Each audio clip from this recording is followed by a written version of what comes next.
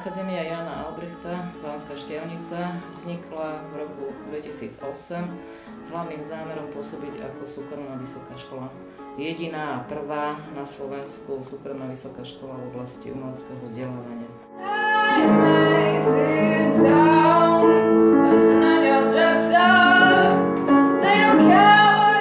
Hraničné veci, že spievam vyššie alebo potom nižšie. Čiže ten hlas sa vlastne musí rozvíjať aj v strednej polohe, ale aj v tých hraničných, vo vysokej a nízkej. Dobre, tak poďme si. Tak skúsme si nejaké také cvičenie ako predtým, ale dáme si rozsahu tercie.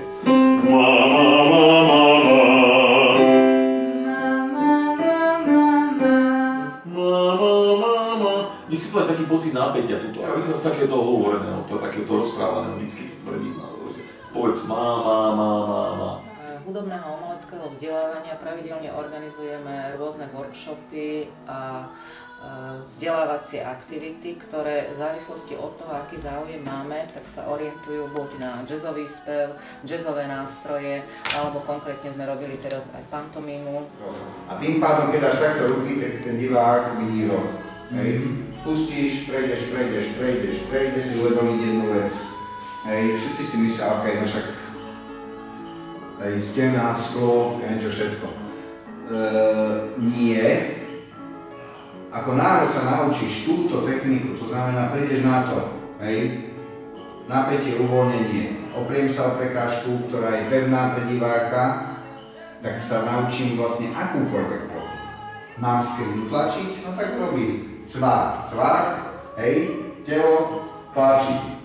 Sme jedinou umeleckou školou, vysokou umeleckou školou, ktorá má schválené a akreditované aj externé štúdium. Práve táto flexibilita umožňuje, aby aj záujemcovia, ktorí sú už zamestnaní alebo majú aj viac rokov, nie sú to len študenti, ktorí majú možnosť študovať iné štúdium, mohli u nás absolvovať toto štúdium.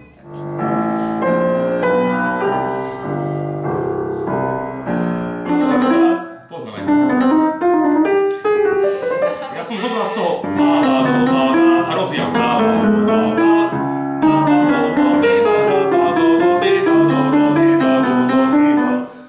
Motív si zoberiem, ktorý pokračuje. Akurát sa mení harmónia a musím samozrejme príslušné tóny hrať. Ale to už musíme vedieť potom stupnice, aká stupnica na aký akord. Toľko roboty okolo. Bolo to veľmi dobré a povzbudzujúce. Aspoň niečo nové vieme.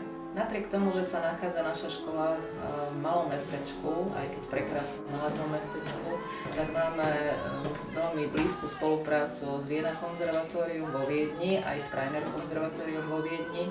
Tá úzka spolupráca spočíva v tom, že vlastne riaditeľom našej školy a aj spolukonateľom našej spoločnosti je magister Jozef Schmidt, ktorý vlastní obe konzervatória vo Viedni, čiže naši študenti napríklad programu dirigovania budú mať možnosť chodiť pravidelne do Viedne, kde je k dispozícii orchester. Takisto ďalší naši študenti budú môcť koncertovať vo Viedni, ale aj zažívať ten hudobný život vo Viedni. Takže je tu, myslím si, veľmi zaujímavá spolupráca s veľkým mestom, s bohatou hudobnou tradíciou a históriou a malé mestečko Banská Štiavnica, ktoré je zase veľmi motivačné pre umelecky orientovaných ľudí.